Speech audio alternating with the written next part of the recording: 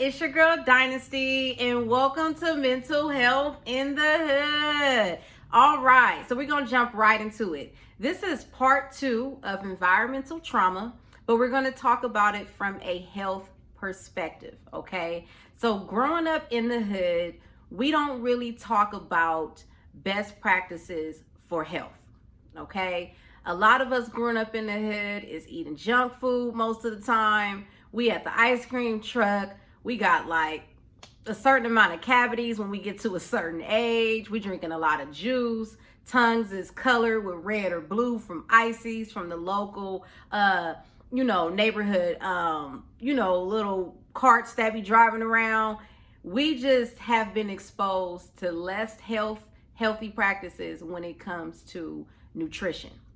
Okay, so in the Black and brown community, there is a high increase in terms of obesity, blood pressure, and diabetes. Okay, and a lot of this is rooted in the communities where a lot of youth of color and people like you and I who are growing up around environments that is systemically set up in a way that produces bad health. Okay, so the first thing I want to talk about is the liquor stores, okay?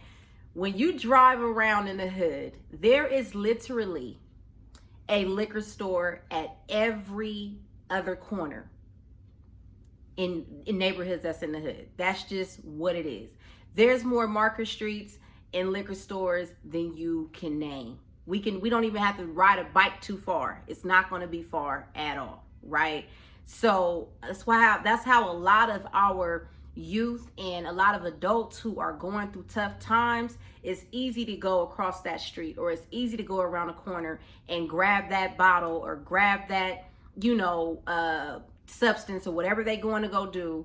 It's easier to have access to it because, I'm going through life. So what do? I'm about to go drink my problems into a bottle. I'm going through life. I'm going to go smoke up my problems because I got a lot going on.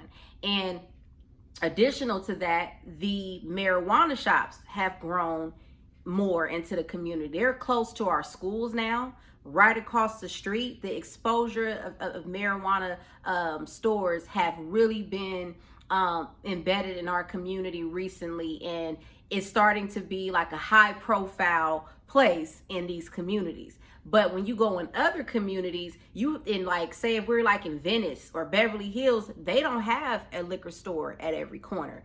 They don't have a marijuana dispensary on every other block. They don't have those things close to their schools. So that's why, to me, why does it seem like it's more exposed and placed in communities of color?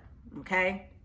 The other thing I want to talk about is our access to healthy foods. First of all, in school, we don't have any nutritional courses, and if we do, they're not a highly requested elective.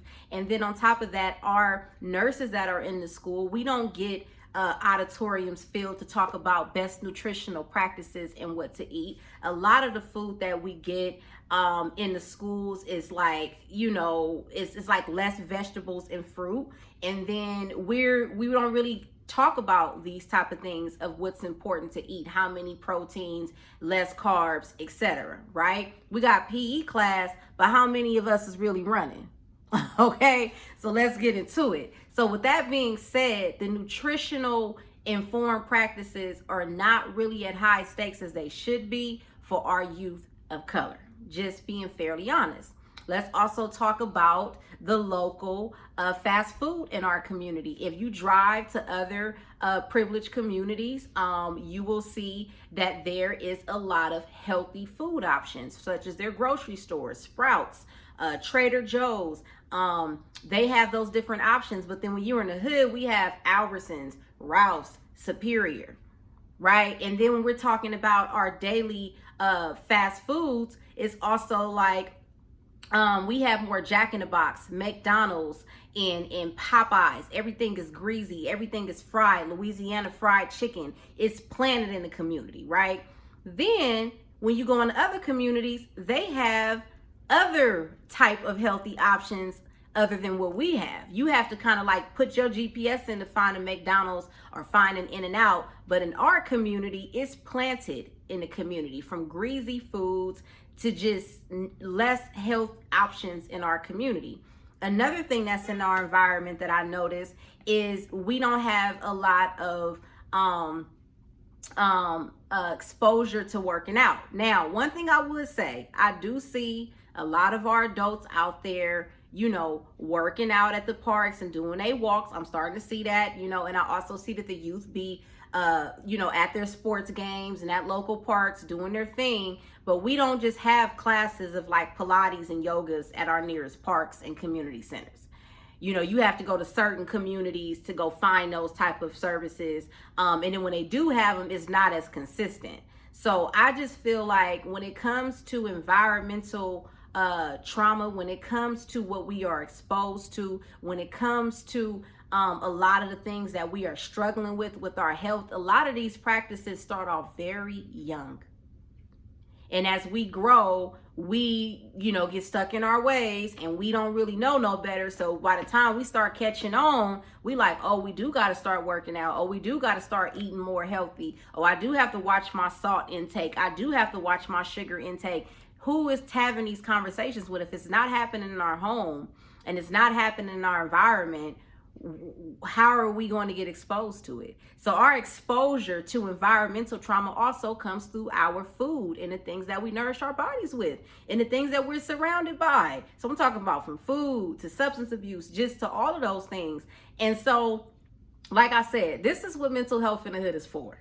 I'm not going to sugarcoat it for you guys. I'm not saying that my truth is the only truth, but it definitely was my reality. And it's definitely the reality of a lot of folks who stay in these communities. So we all that are in these social services, human health services, all of these things, we need to figure out how to get more of these things planted in the community that can actually help us without all of these things hurting us. And you don't even want to talk about who, like, when it comes to all of these different things planted in our community, who owns these things. That's another topic.